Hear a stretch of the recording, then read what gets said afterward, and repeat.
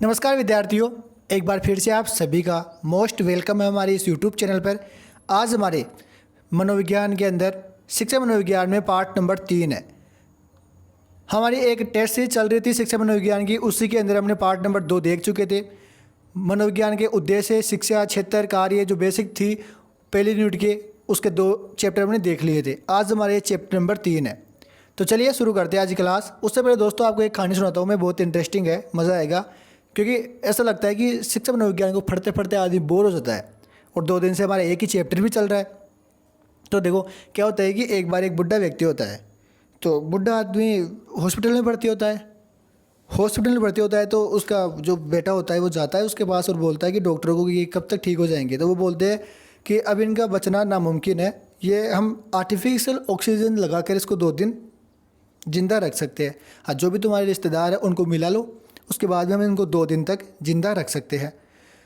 तो साहब 2 दिन बाद में उस जो बुढ़ा बुजुर्ग आदमी था उनकी मृत्यु हो जाती है। अब जो उसका पुत्र था वो उसके हॉस्पिटल जाकर बोलता है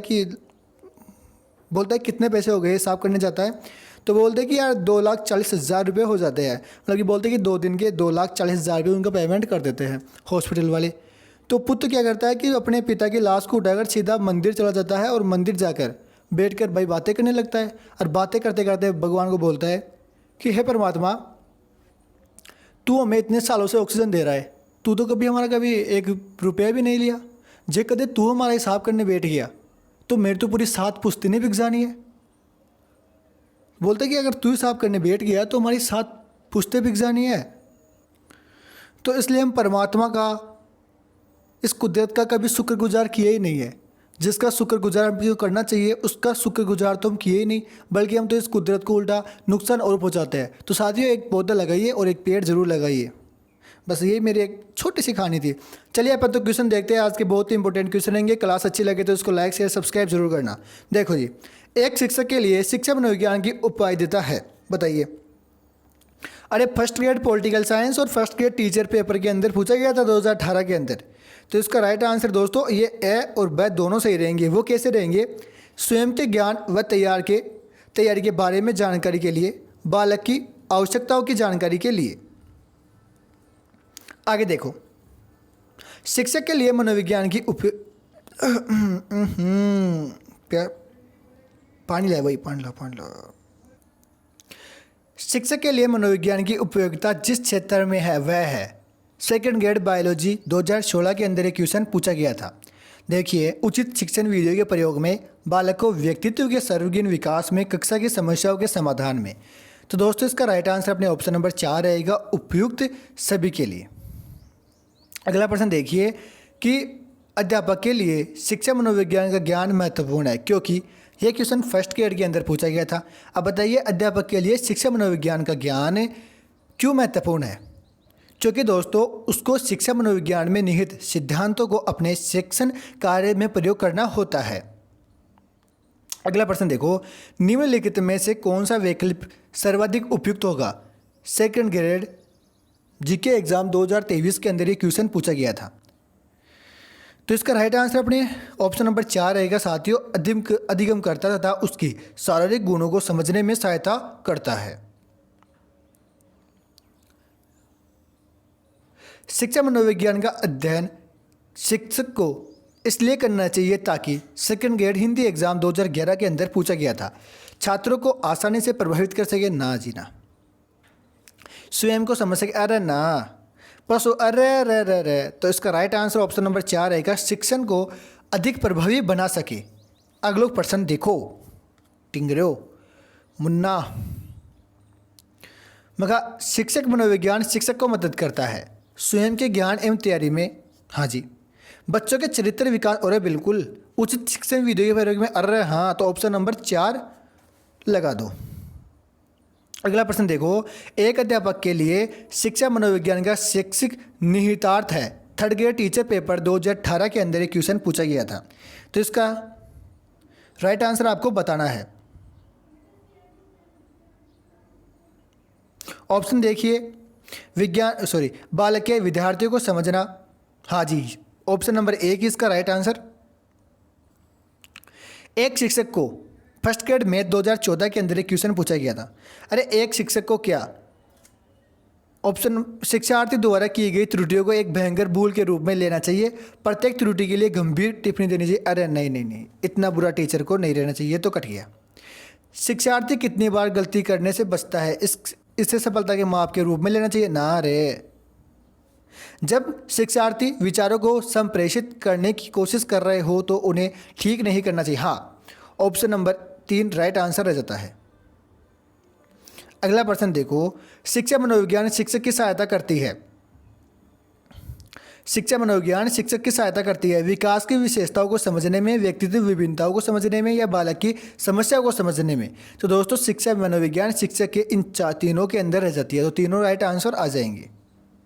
अगला प्रश्न देखो, अध्यापक के द्वारा शिक्षण में विद्यार्थियों की रुचि को जागृत करने व विकसित करने में के लिए निम्न में से कौन सा तरीका उपयुक्त नहीं है बताना है अपने को। तो इसका राइट आंसर अपने ऑप्शन नंबर 3 रहेगा, कक्षा में पूर्ण निरवता को बनाए रखना।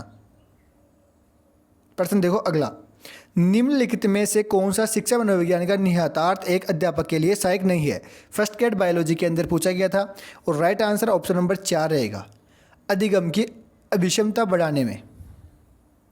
अगला प्रश्न देखो, कक्षा में प्रेरणायुक्त वातावरण बनाने हेतु अध्यापक को निम्न में से कौन सा कार्य नहीं करना चाहिए। सेकेंड ग्रेड इंग्लिश एग्जाम 2011 के अंदर पूछा गया था। तो देखो कक्षा में ऑप्शन नंबर 2 देखिए, कक्षा में प्रथम आने वाले बालक की प्रशंसा करके कमजोर बालकों को और मेहनत करने के लिए प्रेरित करने का प्रयास करना।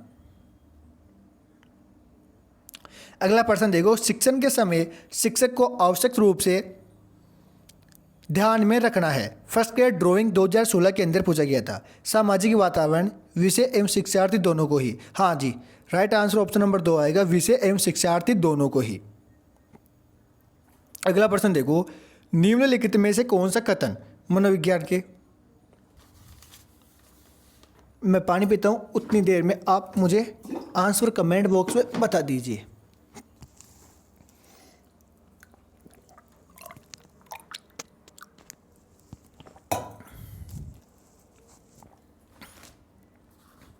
निम्नलिखित में से कौन सा कथन शिक्षा मनोविज्ञान के महत्व के संदर्भ में सही नहीं है। इसके अंदर सही नहीं है ये अपने को बताना है। तो इसका राइट आंसर ऑप्शन नंबर 3 रहेगा साथियों, क्योंकि यह विद्यार्थियों की कमजोरियों एवं असफलताओं को नज़रअंदाज करने के लिए प्रेरित करता है। ये बात तो गलत है यार, सभी को बताए बेसिक से कॉमन सेंस वाले क्वेश्चन है। देखो पीटीए थर्ड ग्रेड 2022 के अंदर पूछा गया था। प्रश्न क्या है, मनोविज्ञान ने शिक्षा को बना दिया पाठ्य चर्चा केंद्रित ना जीना, शिक्षक केंद्रित, बाल केंद्रित या विषय केंद्रित। तो इसका राइट आंसर रहेगा अपने ऑप्शन नंबर 3 बाल केंद्रित। देखो साथियों, मनोविज्ञान की शिक्षा में उपयोगिता क्या क्या है। बाल केंद्रित शिक्षा है, शिक्षण विधियों में क्रांति, पाठ्यक्रम का नया रूप, सहायक सामग्री का प्रयोग, अधिगम प्रक्रिया में सुधार, संपूर्ण व्यक्तित्व का विकास, व्यक्तिगत विभिन्नताओं के अनुसार शिक्षा, सहभागी क्रियाओं पर बल और विद्यार्थी शिक्षक संबंधों में बदलाव। अब देखो जो प्रश्न है अगला कि शिक्षा मनोविज्ञान का केंद्र है, थर्ड ग्रेड और फर्स्ट ग्रेड के अंदर पूछा गया था। अरे तो शिक्षा मनोविज्ञान का जो केंद्र है वो बालक केंद्रित है, शिक्षा मनोविज्ञान है। अगला प्रश्न है, शिक्षा में मुख्यतः परिवर्तन शिक्षक केंद्रित से होता है, बताओ।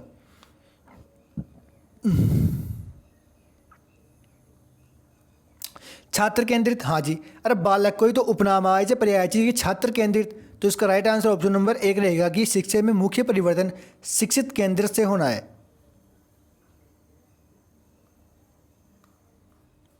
अगला प्रश्न है, शिक्षा के प्रति मनोविज्ञान का सबसे महत्वपूर्ण योगदान निम्न में से कौन सा है, बताओ। सबसे महत्वपूर्ण योगदान ऑप्शन देखिए, शिक्षा के महत्वपूर्ण लक्ष्य को पता लगाना, व्यक्तिगत गुणों के आधार पर शिक्षार्थी को विभाजन, मानव व्यवहार का ज्ञान प्रदान करना, या फिर और होरन गुण बजाओ चाहे बिन बोल रहा कि सर बेटे जी। ऑप्शन नंबर 4 देखिए, अध्यापक द्वारा उचित शिक्षण विधियों को अपनाए जाने में सहायक होना। अगला प्रश्न है,